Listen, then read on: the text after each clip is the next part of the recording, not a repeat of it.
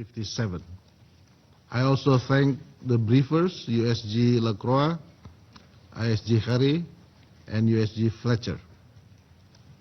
I should also like to thank you, Madam President, for giving me the floor to express the sense of grief, anger, and frustration of over 285 million people of Indonesia.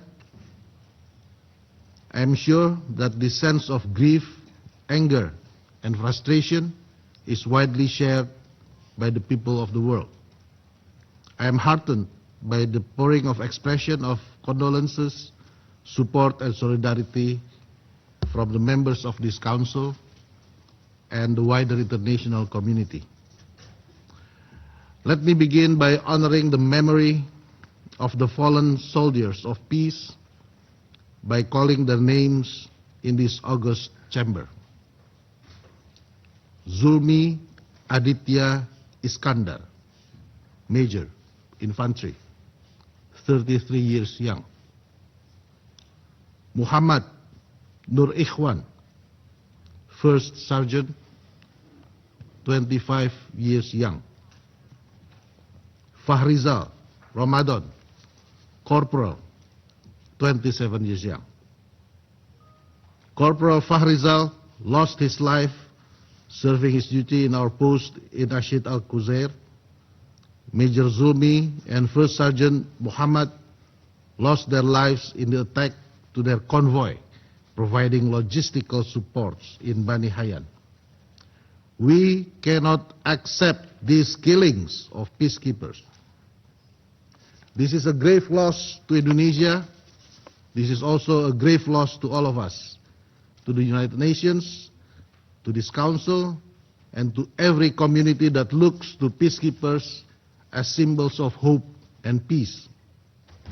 Further, the attacks injured 5 other peacekeepers: Captain Sultan Wiryan Maulana, Corporal Riko Pramudia, Corporal Arif Kurniawan, Corporal Bayu Prakoso, Cadet Private Denny Rianto.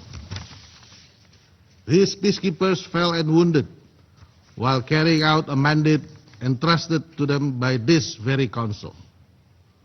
Indonesia condemns in the strongest terms these heinous attacks against those peacekeepers serving with the UNIFIL on the 29th and 30th of March 2026. Indonesia urges all relevant actors to ensure the prompt, safe, and dignified repatriation of the remains of the 3 deceased personnel and request the best possible medical treatment and comprehensive care for the 5 injured peacekeepers to ensure their full and swift recovery. Madam President, some detractors have argued that the fallen soldiers were positioned in a zone of active war. But this framing overlooks a fundamental question: who is responsible for creating and sustaining that zone of active hostilities? The current escalation did not arise in vacuum.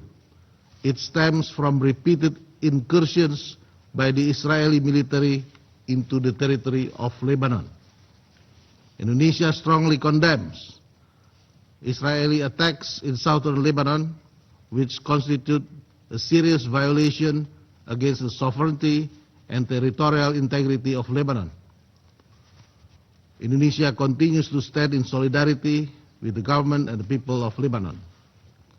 As hostilities in southern Lebanon escalates, attacks against UNIFIL peacekeepers have also increased in recent weeks. These repeated attacks are not mere incidents, but deliberate assaults aimed at undermining the UNIFIL and deterring its ability to fulfill the mandate of Resolution 1701.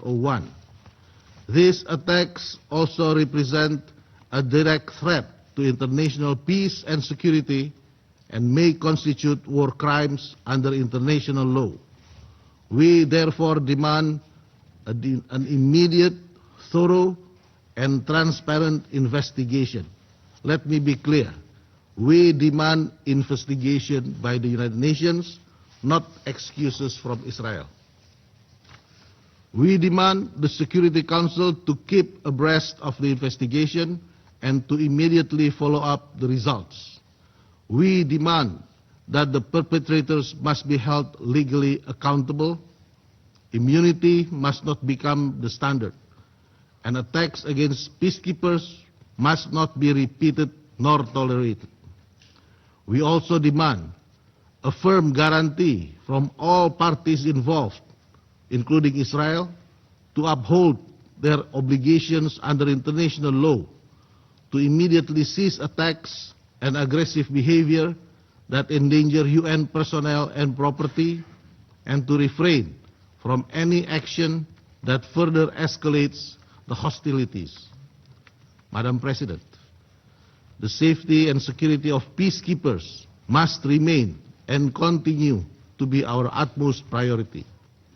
Amid escalating hostilities, the Council and the Secretary General must immediately implement emergency measures to ensure the full protection of UNIFIL personnel and assets.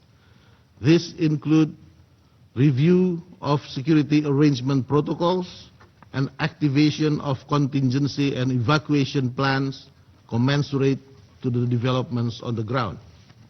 We must leverage all political and diplomatic means to de-escalate the situation. The Security Council must reaffirm the foundational principles that guarantee the safety and security of UN peacekeepers.